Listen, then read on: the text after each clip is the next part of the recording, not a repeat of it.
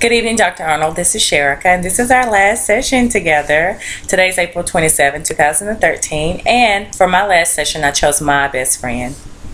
Hi, I'm Kammy. For the masterpiece. We're sitting here inside our living room where she's most comfortable at on my couch. So we would like to begin our session. And we have a long history together. I just want to give you a brief synopsis of our friendship. Actually, I was almost 300 pounds, and I hired Kammy as a personal trainer, and we've been friends. Well, actually, we've known each other from Walmart because I was a cashier before I finished my bachelor's degree. So, went to Walmart, kind of was familiar with her, but I personally hired her as a trainer when I was almost 300 pounds, and I lost almost 100 pounds. And it's been 3 years? 3 years. 3 years, okay. So it's very intimate. This is a very intimate session for me and a very genuine session for me with her. So that's the reason why I chose her as my last helpee. So what would you like to talk about today, Kammy? About barriers. Like feeling that you reached an end and then. So you feel like you've accomplished everything. You've accomplished your goals, but what happens after you accomplish your goals? Right. Okay. Is there more beyond your achievement, and how do you know? How do you find it?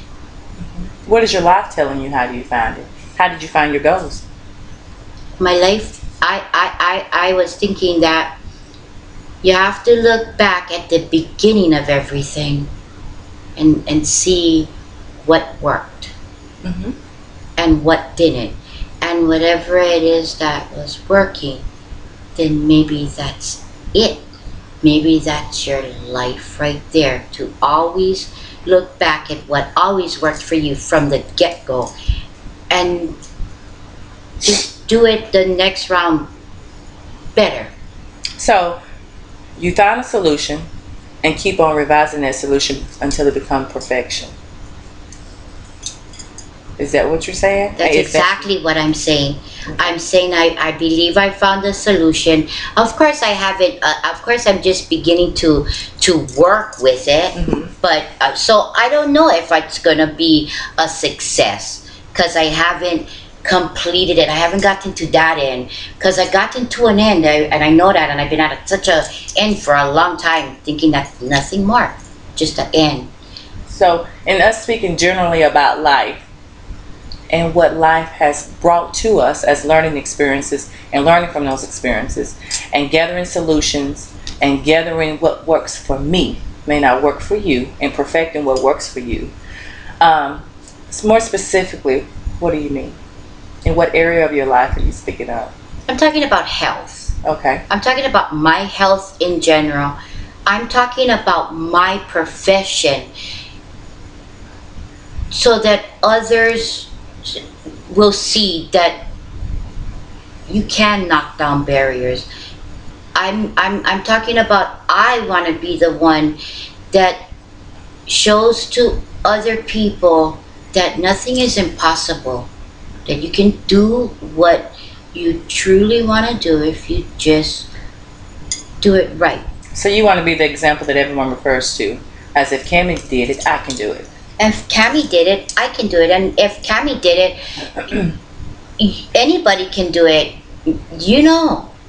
You know why. I mean, you know my story. You know why. If Kammy can do it at my age, at what I have to deal with as far as health issues, if I could break through that, maintain myself, then you at your age can even do it 10 times better, I'm sure. So are you saying your health is reasons why you cannot perfect your passion? No, my health has, I'm not putting a limit on that. I'm not using any type of health. I don't believe in limitations. I don't believe in limitation. The only limitations I'm starting to realize is the limitations you put on your own thoughts, on your own head. So you're saying basically we can hold ourselves back by the way we think. Oh, that's it. Just by the way we think, and I'm starting to think that we don't give ourselves enough credit. We shortchange us and think that, well, we've accomplished a great amount. Okay, right on. So we accomplished a great amount. So now let's just idolize now. We don't have to do anything. We've already accomplished this amount. So why go any further? Just stay where you're at. No. I think the issue you're saying is us stabilizing. You're not becoming better. Right. You're settling for good, but you want to be the best. I didn't know about being the best because I already know that there's always somebody better. But what I want to be is better than who I am.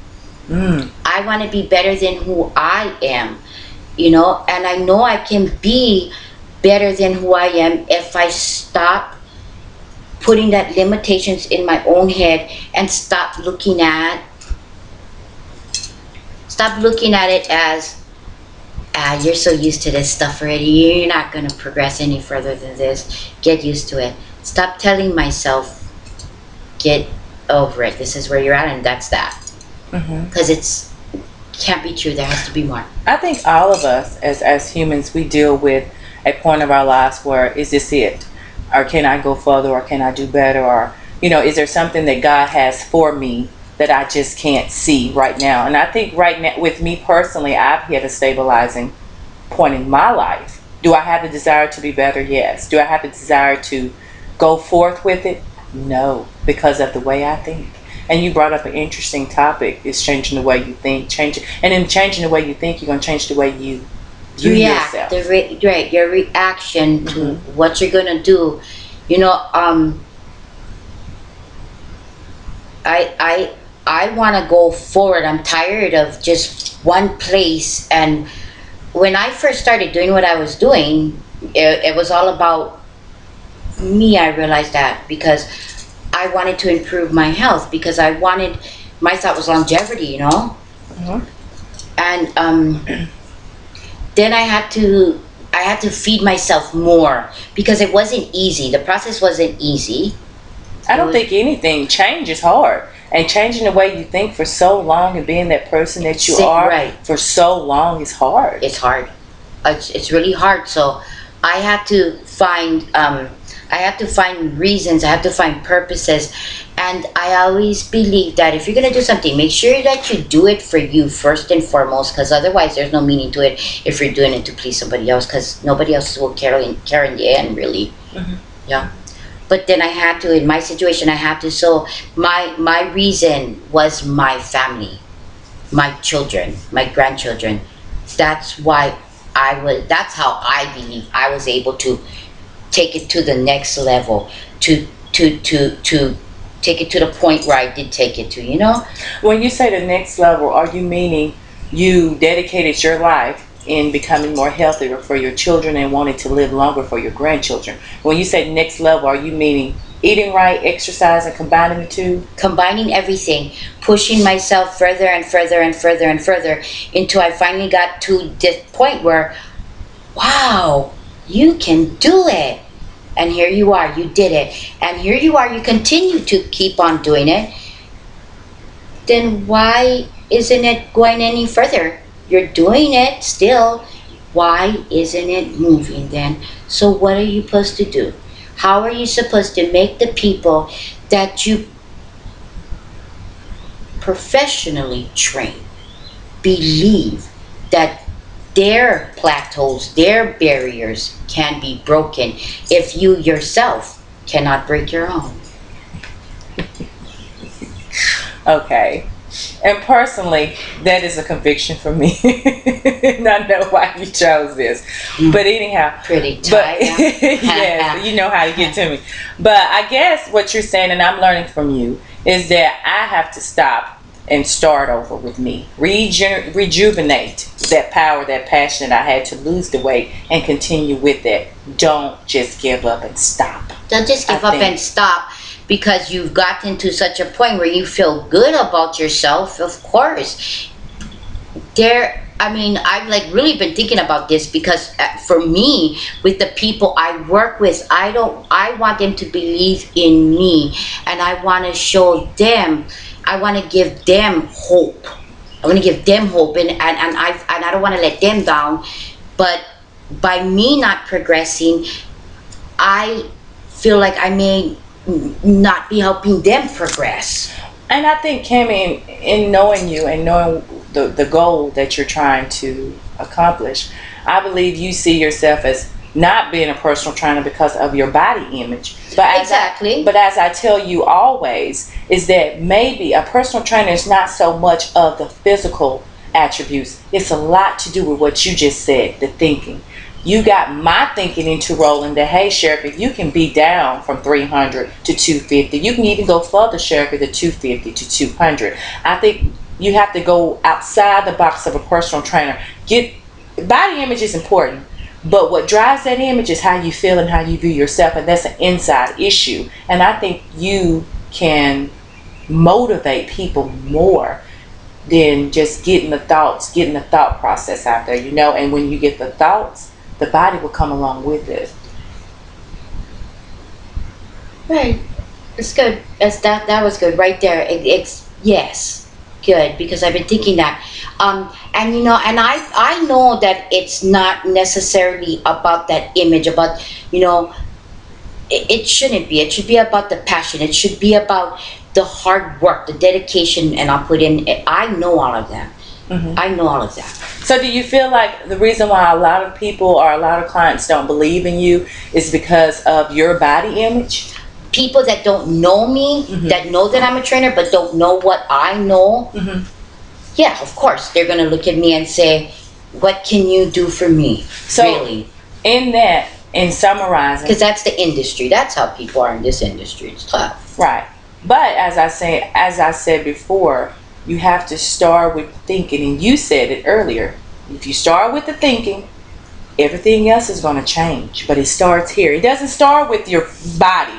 It starts here, believing that you can do it. Right. It's just like, yeah. And then you go from there, and you gave me that inspiration. Have I stabilized? Yes. But am I looking at the way you look, and is she really good? Is she really what she says she is? No, because I built a relationship from you, and I know you were my fuel for my weight loss. And I think you can show others by that example, instead of just looking at the physical, or they don't believe I'm a personal trainer. Look at it as, okay, let me get her thought process. Let me get the idea out there to her that, hey, if you want to train with me, I'm here.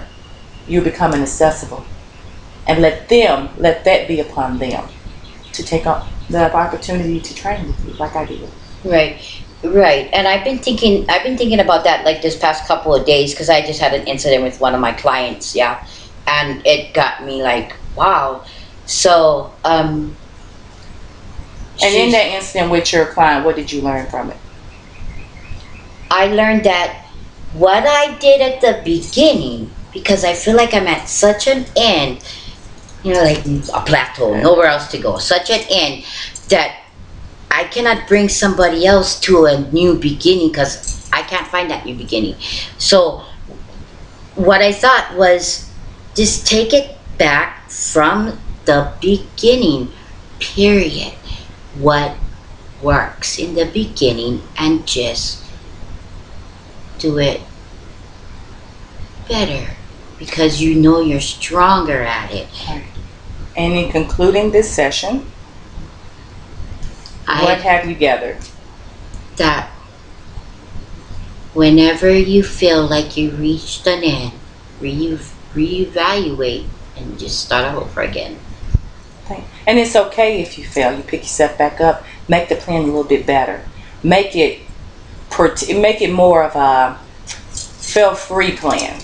You give yourself opportunity to fail, but make it a fail-free plan. Okay, this is something that I could do better. Let's get myself back up. Okay, I failed at this. What could I have done in this area? Make it a fail-proof plan.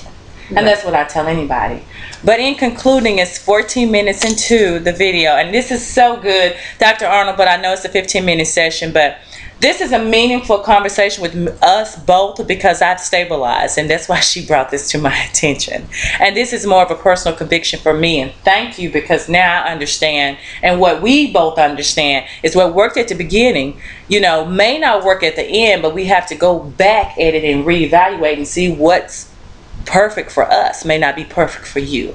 So I hope this is more of an eye-opener for me, for anyone who views this. And thank you again for this session, and thank you for being my helpy.